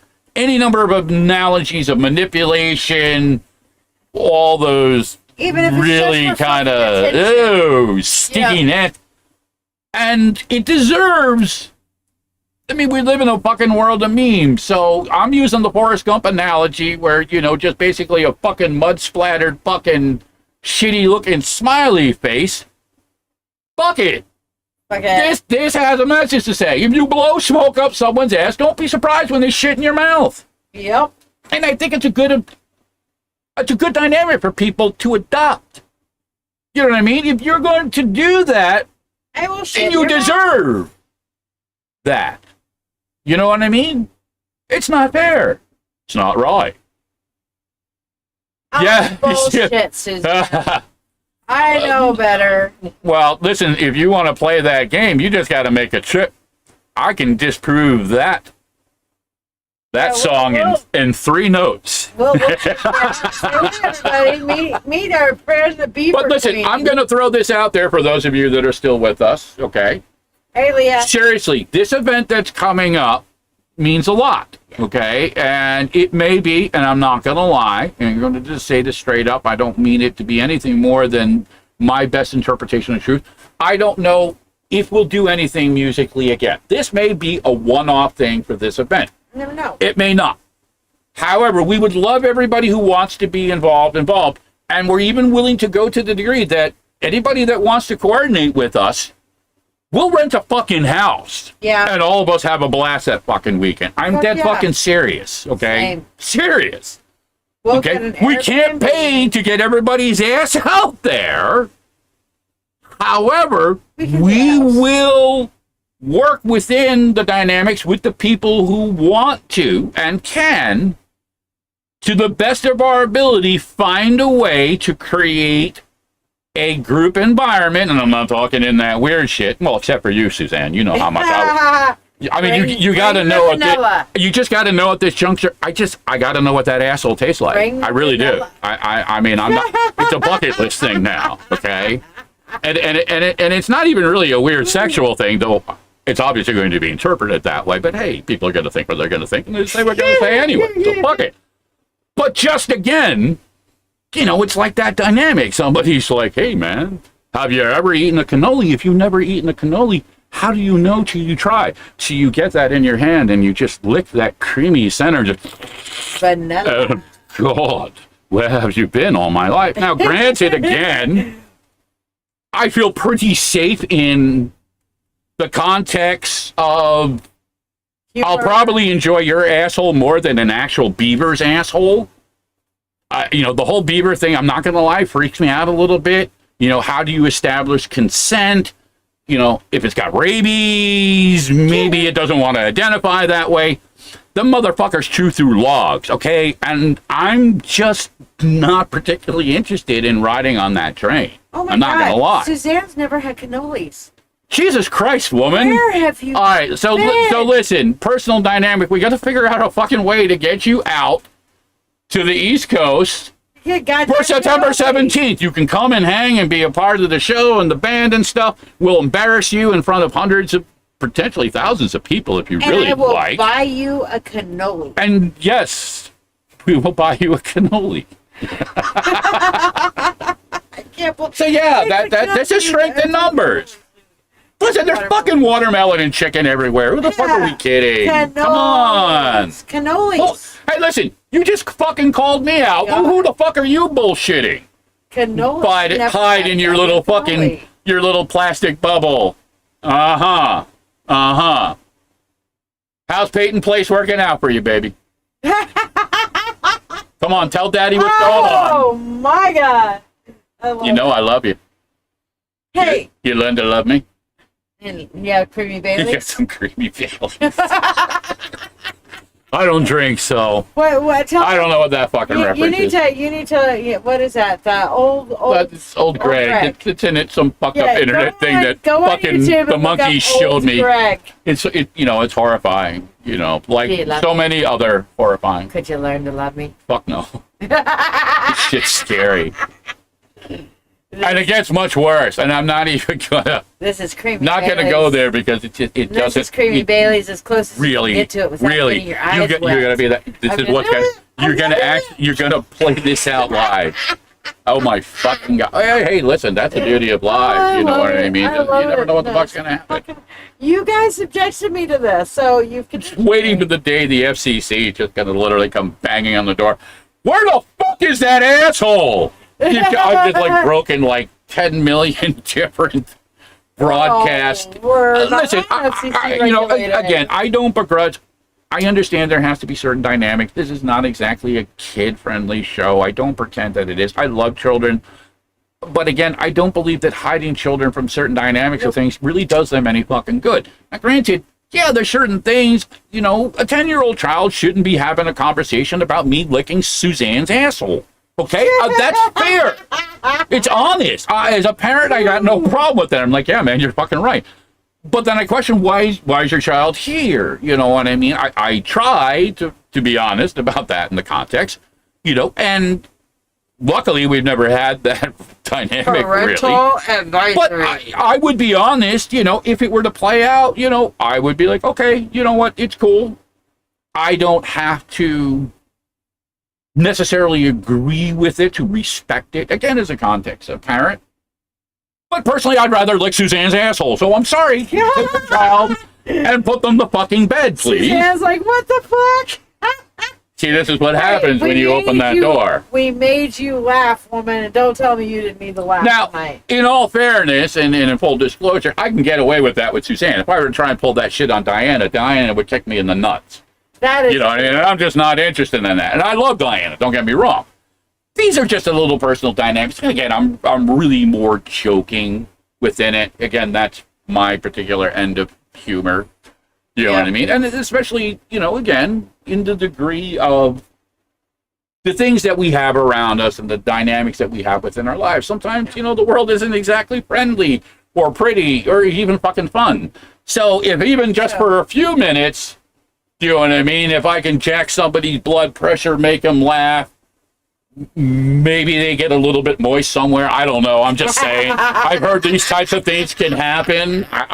Me personally, I've never experienced it. Suzanne. Yeah, you want to know how you can donate to the autism thing? You can figure out a way that we can get your fucking ass out here, and we'll have a conversation privately about that. So yeah, that's what you can Shannon do. and Suzanne, if you guys can't make it, we will provide a way that you can donate to support this event. So I've already got some ideas in my head that I've got to run through the wall. Yeah, but I think we can maybe find a way. I don't know. That's what my instincts tell me. I That's would what love to what have- the universe. I tell you what, I love your house idea. I Like, think that anybody from our I circle that wants to could come, even theoretically see I'd love us to see us accidentally ending up somewhere a couple days before the event, and then all of a sudden Suzanne wakes up in the trunk of your car as we cross the New Jersey border. I mean, I'm not saying it would play out like that. I mean, theoretically, like if I were going to write a movie script, you know what I Have mean? to call Bill Cosby. You know what I mean? If, you know, Like, he knows if like Quentin Tarantino was going to do the screenplay and everything like that, it could, in theory. with the co-star Bill Cosby for the Fuck, why would you even pay no attention to her? Okay, no. Listen, you crossed the line. You crossed the line. I don't find like he knows the right roofie combination. fucking Bill Cosby roofie shit. Listen, no. No. See, why is it like again? I don't think bang her in that the head to get her in the trunk. because I don't want her to think that way. I don't want, no offense, I don't want even a remote analogy between me and fucking Bill Cosby. That the last thing she sees before she goes to sleep is Bill Cosby standing over her with a fucking pudding pop in his mouth, being like, "Ha, the old wolf." You know what I mean? That's fucking nightmare shit, man. That's not how I want to be remembered. That's not the theme of the podcast. It's not who I am. And I think Suzanne will agree. It's not her idea of a good time. She's laughing her ass off right now. Good. See, there she is. Yes. Yes. I love The little things it. that we can do for each other. Absolutely, but yes, no. Shannon will make sure that there's a way for you to Yes. participate. Listen, for everybody to we are participate, going wants to, in person and or listen, otherwise. again, if there's something that people can do, and I will share one of the things that we are looking for. Yes, vendors. Vendors. Now, this is a friend of mine. Her name is Ryan. She is one of our board members. And we're giving away basically free vendor spaces for anybody that wants to basically come out and support the cause. So if you or anybody else would like to be a vendor for the Arts for Autism, please feel free to reach out to Ryan. Or maybe even if you have a cool item for the auction, too. Right. If you would like to, in theory, as they say, hey, I'd like to make a personal donation. Or say, hey, I have these really cool Star Wars dolls in the boxes that I don't know where the fuck they came from, but I really don't want them. But, maybe somebody would like, maybe you guys can auction them. Anything, again, within reason, please, don't send us your dirty underwear, okay? That only works on OnlyFans. Please don't bother, because Ryan's going to come back and fuck me up, okay? I love her. Friendly. But in this context, I don't want to get on Ryan's bad side. Now, she and I talked earlier today, and I was like, listen, I'm going to be talking about you on the podcast, and this is her flyer with her details and her fucking number. Okay, so I'm putting it out there. Now, so please don't get the old wolf in trouble. Was she the person to contact for donating an item? Listen, she's a good person as any to reach out. She's really trying to find vendors, but she is again part of our board. She's she's one of our foundation board members. Foundation. So in that aspect, she's an incredible woman. She will say, hey, this is, what we can do. Maybe talk to this. Again, she's a good go-to person, okay, if you want to try and help out. I'm not 100% positive to the degrees of how they're going to do, like, online donations as an example. Not quite there yet. My spectrum is, again, I'm dealing with the rad, I'm dealing with the music stuff. Music and promotion. I'm also, dealing with certain dynamics of things, for the auction, which again, you could, in theory, if you had something you wanted to put forth to the auction, you could reach out to Shiya. Yep. In theory, send it to us and we'll get it down to them. So, there's a bunch of different ways you can play out. But yes, if you're interested in being a vendor, if you're interested in helping out, reach out to Ryan, okay? Her details are right there. I'm not going to read it out loud, and there's no offense to anybody that's listening to the podcast. But again, in this particular dynamic, this is, you can go on to Facebook, you can look up the Under My Skin for Life Foundation. Yes. You can look up the Arts for Autism. You can also, again, reach out. Reach out to Shiya. Shiya will help direct you in the right place. Into the right direction for anybody that's willing or able. Yes. And again, for whatever this is worth, anybody that is interested and or able, to come out September 17th. We'll find a way to try and make it, an easier, more fun group experience. There are going to be a few people, obviously, that we know that are part within the circles that are going to be there. And you could too, if you want. And all you have to do is come up and say, hey, Shiya, I want a hug, and I will guarantee you a free hug. And listen, understandably, for some people, the dynamic is not going to work. And I understand that, you know what I mean? And we're going to try and make it a point to live stream some of the stuff, not 100% sure to what degree. Because, again, to be absolutely blunt and honest, to do that requires, again, a whole nother level of technology and resources that, in a lot of ways, diverts from what we're trying to accomplish. But we may do, recordings of it, video and otherwise, that will come out after the event. Some of it you'll be able to check out through the RAT, W-R-A-T. They are on iHeartRadio, so you can, even though you're not in central New Jersey, you can listen to their station and you will hear my music as well as Tony's in their airplay. So a lot of the tracks that I have played out here that I've written, that Tony's written, will actually be on airplay within WRAT. Now, granted, again, as an FM station, on the radio, you're only going to be able to hear them down in central New Jersey because, that's just the way FM radio is. However, with the internet technology, you can use the iHeart Radio app. And again, that's the iHeart Radio app. And it's WRAT, the RAT, Belmar, New Jersey. Okay? You can't fucking miss them. The RAT is fucking... You know what? I'm going to put it up there because these are some great guys. I've known these guys for years. I've worked on them with many, many, many projects over the years. The fucking rant rocks, man. They do a lot for local things. They're not just a fucking business. They've been involved. Listen, they've been around for a long time. They've survived through dynamics of things, Hurricane Sandy, fucking COVID, you know what I mean? And they're still doing it. They're still part of the scene. You know what I mean? So, to the different degrees, you know what I mean, that people can do, and I'll give these guys credit, you know what I mean? But yeah, we're going to try and make it available so that way people who can't come out for whatever reason will be able to enjoy it, be able to experience it, to the best of our ability. Right. And, there's always possibility in the future. Shiya and I have talked about, she has family out in Texas, that we may come out to the Midwest, somewhere out there, and maybe at some point down the road do a show out there. We have a lot of friends all over the world. Listen, I'd love to be able to go everywhere or find a way to get everybody to get together and have a big old fucking good time. I'm a wanderer. Kind of like a witch stock, you know what I mean? Stock. Oh, I like it. Yes. I want a witch stock. I want to do a witch stock. That's it. I got. So yeah, I like to believe that there is always possibility. Absolutely.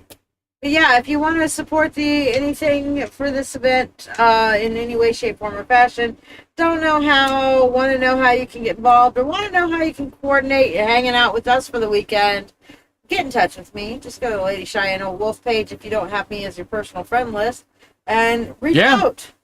Reach out and say, hey, listen, I want to hang. We just, please, just in the simplest context, don't send her dick pics. No, please don't. I'll ban you. Now, Suzanne, you can send all the beaver pics that you want, but that's just a personal dynamic between us. Okay? You can keep the fucking pudding pop, however. Yeah. And you know what you can do with that. So we're going to take a quick break before the end because I wanted to get this last track. This is another original. It's called Exhale. Again, first time playing it. Raw live recording. Again, this shit will never see the light of day. So, at some point, you never know. Something happens all of a sudden, and people are like, it happens. Listen, don't get me wrong. I don't expect it. I don't want it. I joke around with it, but it does reflect an honest, raw dynamic into what we're doing, how it happens. And, to some degrees, it is a record. It is a testament to this journey, a journey that I'm sharing, with a woman that I love very much. journey with my son and journey with people. Some of them I've known for years, and some of them I'm just getting to know. And that's the beauty of the journey, the experience. There's all this great shit, you know what I mean? And I want to share it, you know what I mean? And, you know, I'm not going to lie. You know, again, I say it redundantly. It's part of my magic. It's part of what I do. It's part of who I am. So without further ado, and then we'll come back afterwards. We're not done. Maybe a little bit longer we're going to go tonight. I'm allowed to do it. It's my fucking podcast to do whatever the fuck I want. Do what I want. I do what I want. So with that said. Fuck you. I want to do what you told me to. This is Exhale. Okay? Live from the Jam Room 1 week ago. Enjoy.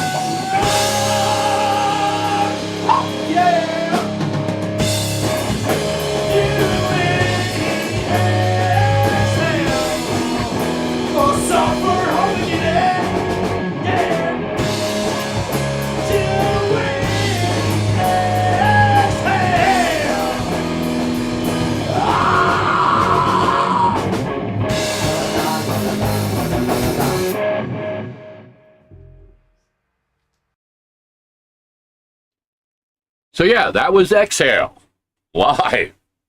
Again, you know, first run. Behind the scenes thing. This was, you know, first time we played these songs, and we wanted to capture that raw, in the moment dynamic. You know what I mean? So yeah, you're going to hear little elements. Like I'm playing on a Black Star, which for those of you who know is like a fucking plexi, massive fucking guitar head.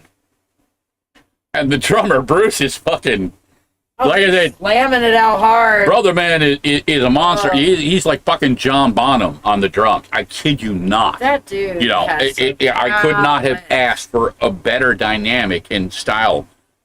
But here was the other side of the coin. We had to literally turn our guitar rigs and face them in more to get the sound to cut through and project through his drums. He is, you know, and both drummer. Both the monkey and I are running pretty heavy rigs. You know what I mean? They are not, you know, like, oh, monkey cranked his volume. yeah, they're not like times. kindergarten xylophones. This is like Jimi Hendrix level type of fucking 100 watts of fucking pure energy channeled through multiple speakers, and it was still, you know, I did not and it's a realize- testament to the guy's talent that he can project. I did that not way. realize just how loud it was in there until the music stopped. Oh, and we fucking got out Shiya's driving ears down the were road. ringing the next day. I was like, holy shit balls, wow. And it was so cool to be there in the moment. It was amazing. I felt very honored to be Well, there, to be but, honest. you know, I but know I'm here's the other supposed to thing. be We comfortable, joke about this, but in all seriousness, Shiya is the manager. There's nobody else that I would fucking trust to deal with the dynamics, to be absolutely blunt. Not only does she know her shit, but she is our ultimate defense against any type of bullshit. Real or imagined. magical or physical. Also, to some dynamics for me, she keeps the fucking bimbo factor away. So I'm not going to nobody lie. comes up and grabs you in the And we neck. had a very specific conversation about that because she saw the dynamics when we were at Atlantic City and walking around and interacting together. You know, I'm the long-haired, tattooed fucking guy. I have a particular energy. He's my And unfortunately, it tends to attract certain things, despite how desperate. And this is, you know, in seriousness, Suzanne, you know, you asked why I tend, because I don't like dealing with the dynamic. I just don't. I don't like having to explain it. I can read it. So, and I'm sure you can appreciate this as a hairstylist,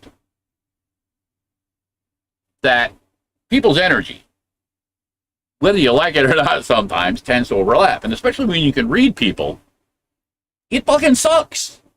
You know, Yeah. Amy and I were talking about it the other day. You know, these dynamics, they're not always fun No. for high-functioning empaths. You know what I mean? And we still have to dance in the real world. Shauna, I know you know how that is as well, too. Veronica, I'm sure. Shannon, I'm pretty sure everybody here can relate to that to some degree or another. Yeah. And it's fucking uncomfortable. You know what I mean? And it's not something that we can control because people get, they're going to do what they're fucking going to do. They're going to react. They're going to, yeah. Not at all, she said. For those of you, again, who are not able to see the chat in this moment, Sister Suzanne, it nails it. Yuck! Exclamation point. And it lingers and floats through the air like a plague spreading.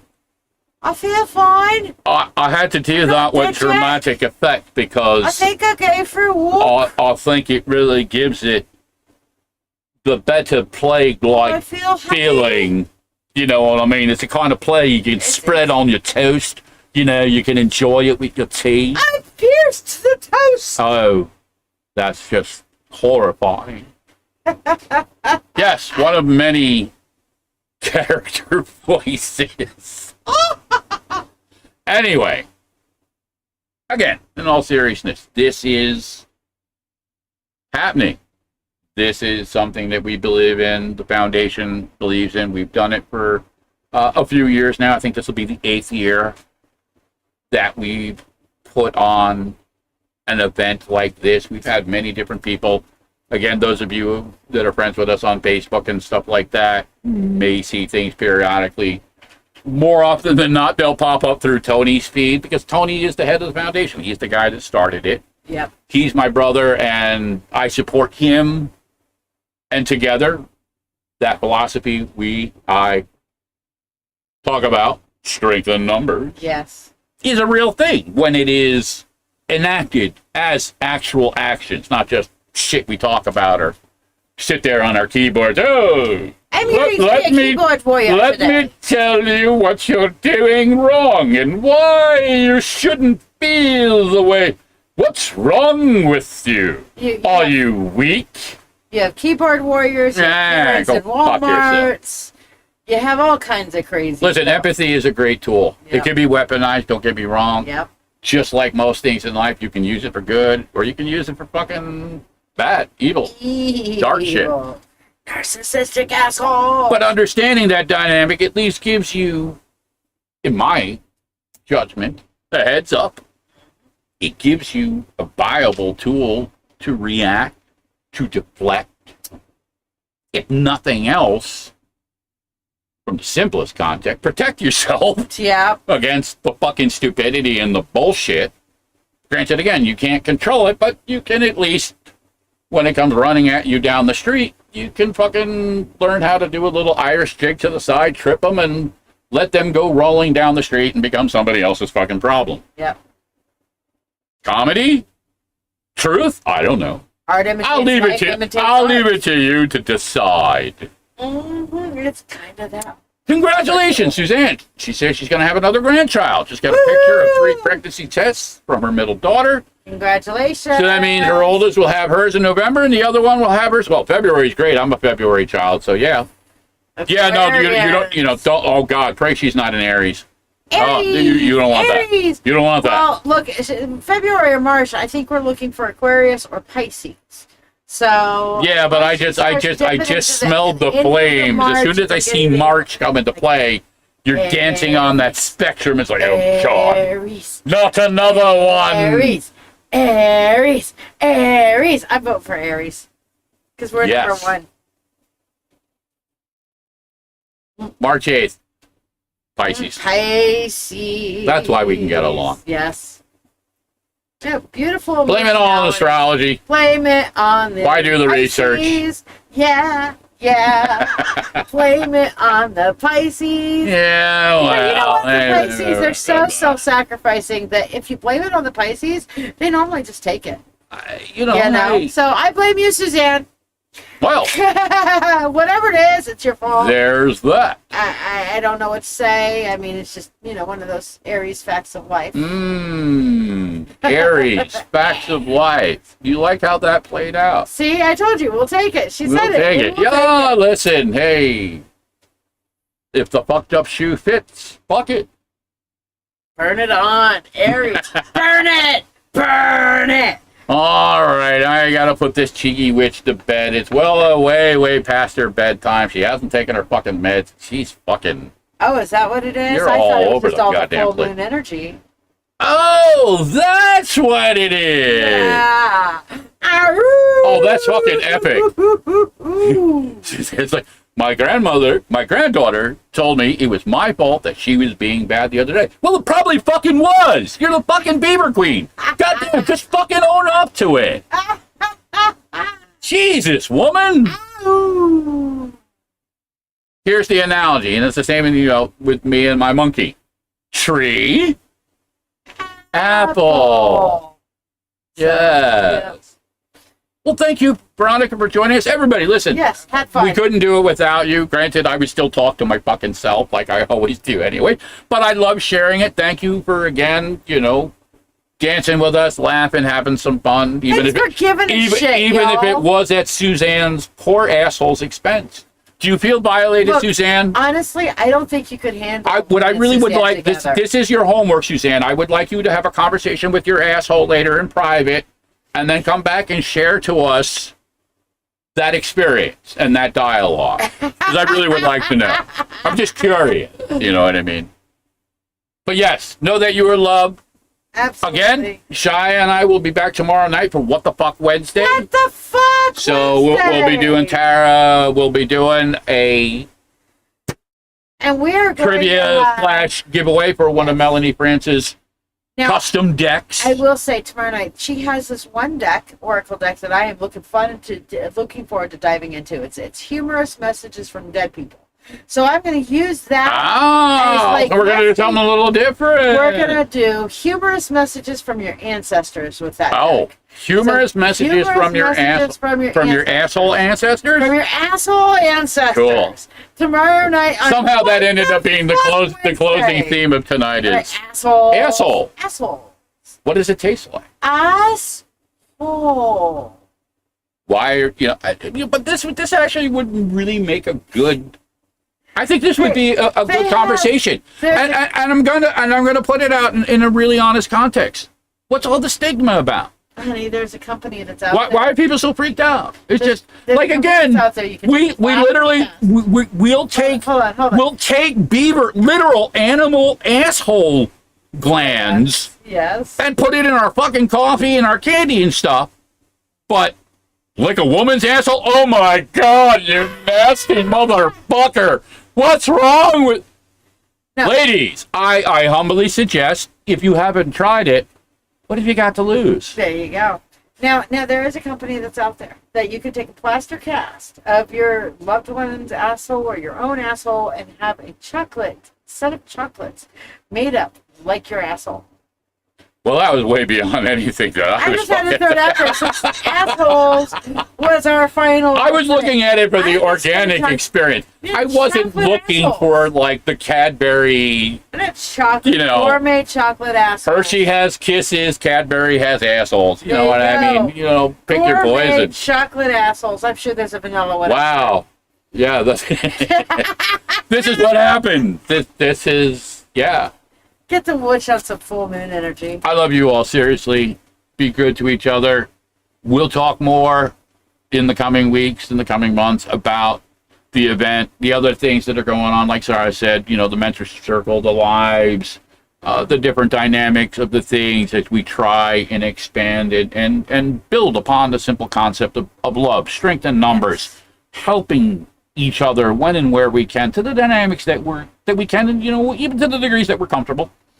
And sometimes some assholes get licked. That's all I can say about it. All you need is love. I'm going to close it out with a little bit of music.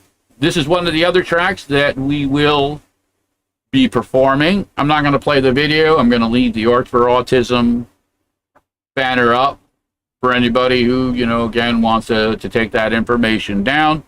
Again, reach out to Shiya. Check us out on Facebook if you want more information. And again, like I said, we'll be talking a lot about this going forward. They'll be like, y'all talk So about this is a track. This was a track that was written in response to somebody within our circle that hangs out here, and in his experience in some of the dynamics that are going on in the world that a lot of kids are struggling with, and it was my way, as a father and as a human being, to say, hey, I'm just like you, just like me. So this song evolved, and this is what it is now, but it is one of the tracks that we will be performing live. This is not the live version of it. This is my recorded studio version, the original, as they say. But we're going to close it out with that tonight. Until next time, we'll see you tomorrow night, 8 p.m. Eastern Standard Time for What the Fuck Wednesday. And with that, just like you, just like me, enjoy.